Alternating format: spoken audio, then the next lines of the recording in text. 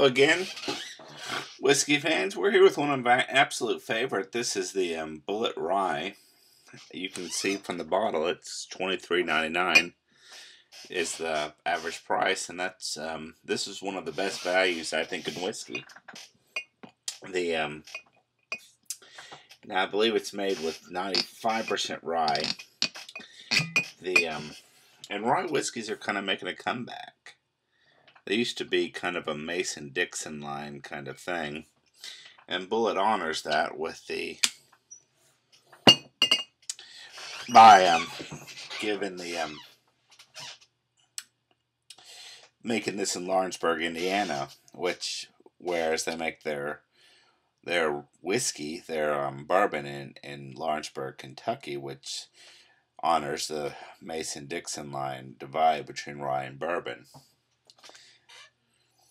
I used to work in Lawrenceburg, Indiana, actually. I didn't know that there was a great whiskey being made there.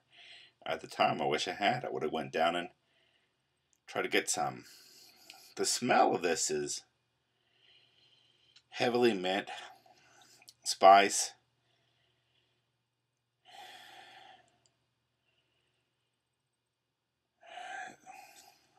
mainly mint. That's what I'm mainly picking up.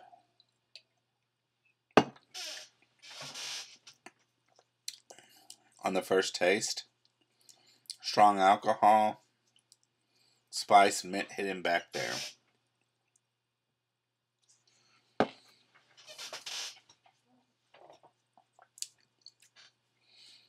Really heavy mint.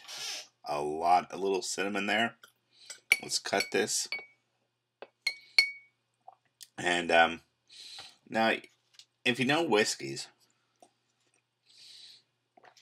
or at least bourbons, you know that the rye's where you're gonna when all bourbons are made with corn, of course, but some are made with more of a rye base, whereas say Maker's Mark is made with a wheat base, and so the wheat base adds less flavor, and so it takes on the flavor of the barrel.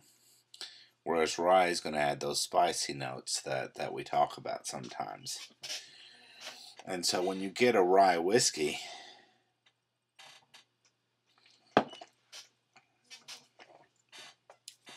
it's very flavorful. Very heavily minted in this case. Very spicy. You ain't going to call this smooth.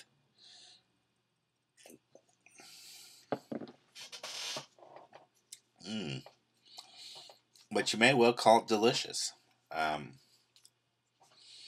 Because that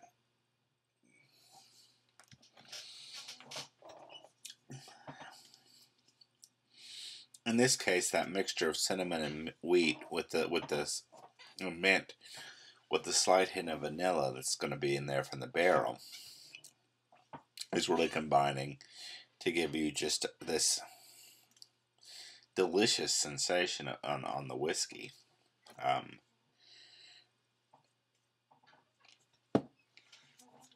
We will review more of these in the future. Of the ryes, although they haven't quite made it where I think there's a lot of great ryes being made. The Jim Beam R1 is one. I've only had a couple times, and I like it. And then Jim Beam makes a younger, kind of rarer rye that kind of serves as equivalent to their white label with rye. And then you have the I believe Russell's Reserve Rye. But none of them I've had. The Jim Beam R1 is much more expensive than this, and I don't actually think it's better than this. This is just...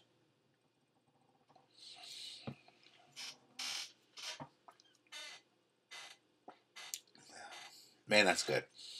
This is one to keep in stock. For $24, this is a great little whiskey. You're not going to get too many this good. It's very different than, say, Maker's Mark, which when you get 1.75 is going to be at the same price. And this doesn't taste at all like this, but it tastes good like that does, and it's completely different. And so this is one I keep in stock at all times, because sometimes I'm in the mood for it. That more spicy note and kind of rich flavor that it really does give you.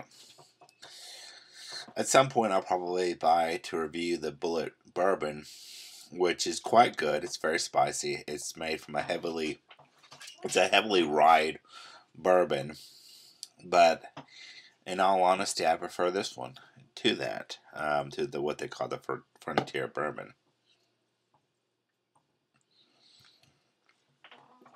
I think this is actually better.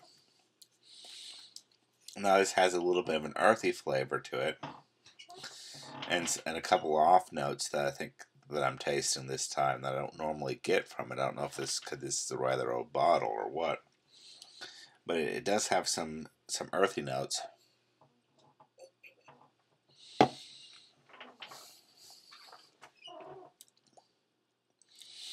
That aren't quite as pleasant. This is one of the most flavorful whiskeys you're going to get, though. And all around, for the money, one of the best.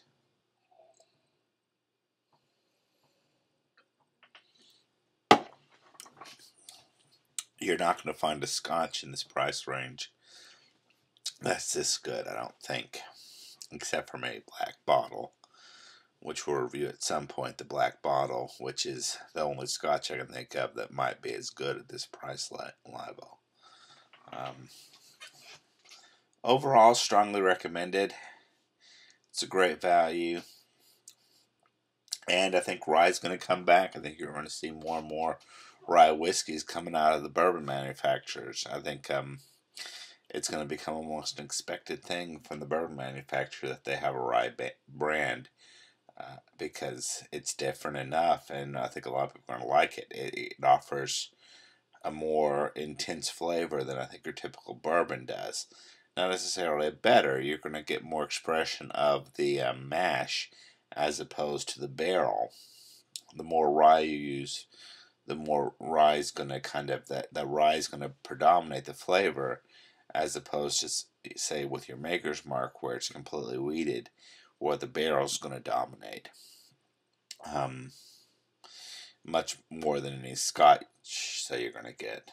Well, I guess the equivalent in Scotch is kind of your peated ones, where that peat is going to kind of predominate as opposed to the barrel. And so I think rye is going to kind of be like peat in that way. That if you want to taste the mash, you're going to go with rye, whereas if you more prefer the barrel, you're going to go with bourbon.